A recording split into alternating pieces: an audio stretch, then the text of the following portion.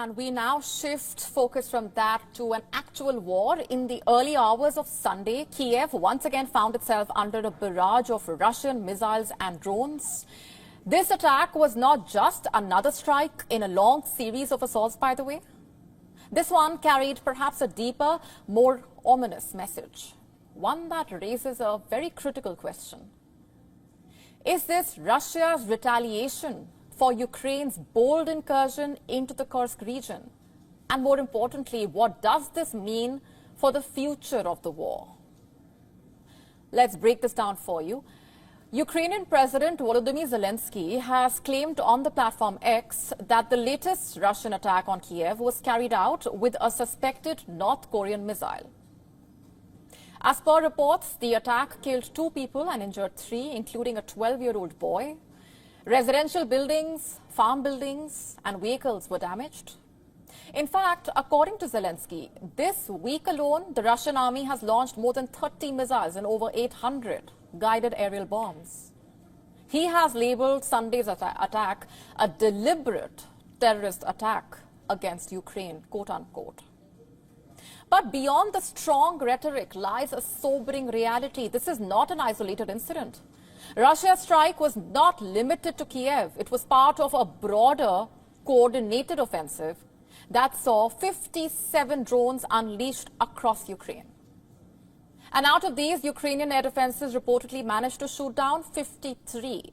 While this might seem like a victory of sorts, let's not forget what these numbers actually represent. They represent lives saved, of course, but also the unrelenting pressure that Ukraine is under and the staggering resources it takes to defend against these constant barrages. And then there's the matter of those North Korean-made KN-23 missiles. Ukrainian Air Force saying that Russia fired 4 of these missiles, but the fate of 3 of them remains shrouded in mystery. Were they intercepted? Did they reach their targets? The lack of clarity on this point only adds to the uncertainty. The assault on Kyiv was part of a wider campaign that targeted 11 Ukrainian regions. The Kyiv Independent, citing local authorities, reported that this drone attack caused casualties in 7 different areas. The head of Kyiv's city military administration, Sergei Popko, said on Telegram that this was the 2nd time since August began that Russian forces have targeted Kyiv with air attacks. Military experts have said that this is not just about Kyiv or even just about Ukraine. This is part of a larger, more dangerous tactic by Moscow.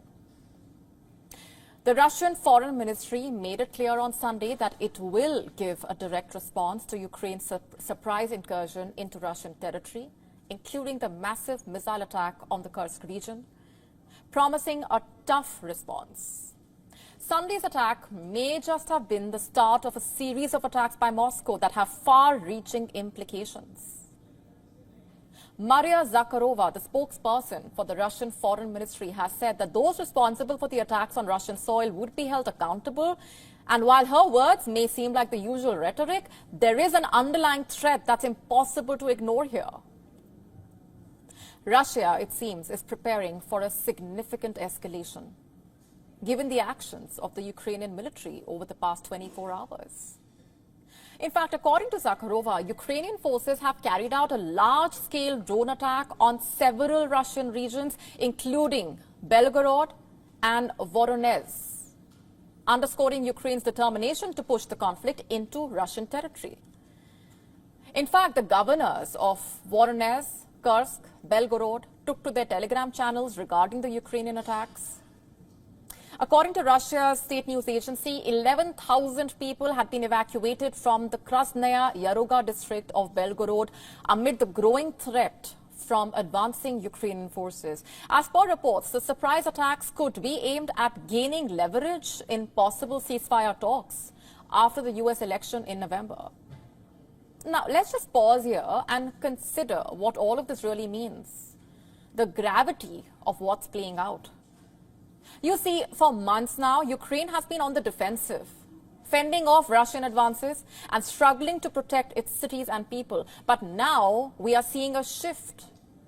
Kyiv seems to be taking the fight to Russia. This is a bold, risky strategy that could actually change the dynamics of the war in unpredictable ways.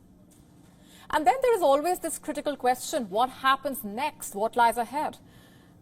Moscow does not take provocations lightly, and its response is likely to be severe. In fact, in a public statement, the Russian President, Vladimir Putin, said that the main goal for the defense ministry is to squeeze out Ukrainian troops from Russian territory, and that Russia will respond to the attacks. Listen in.